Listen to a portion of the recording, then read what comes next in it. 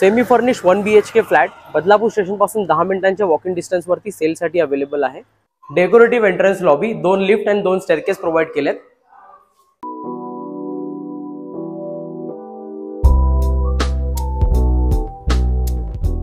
हा आहे तुमचा फ्लॅट। हा लिव्हिंग रूम आहे। लिव्हिंग रूम मध्ये तुम्हाला पीओपी करून मिळेल।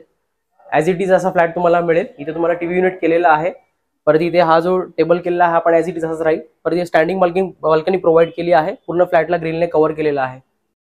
मिडल पॅसेज, इकडे तुम्हाला किचन बघायला मिळेल। किचन पूर्ण मॉड्युलर किचन आहे। किचन मध्ये सुद्धा तुम्हाला स्टँडिंग बाल्कनी प्रोव्हाइड केली आहे। Wash basin area, bathroom, Indian toilet. हा आहे तुमचा बेडरूम। बेडरूमला अटॅच 6 फुटाची बाल्कनी प्रोव्हाइड केली आहे।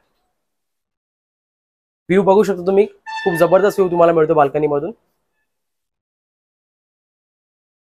या फ्लॅटची आस्किंग प्राइस आहे 29 लाख फ्लॅट कॉस्ट, जी नेगोशिएबल आहे। तुम्हाला लोन अवेलेबल होईल सर्व नॅशनलाइज बँक्स कडून। व्हिजिट साठी कॉन्टॅक्ट करा। फॉलो प्रॉपर्टी मुनाश। थँक्यू।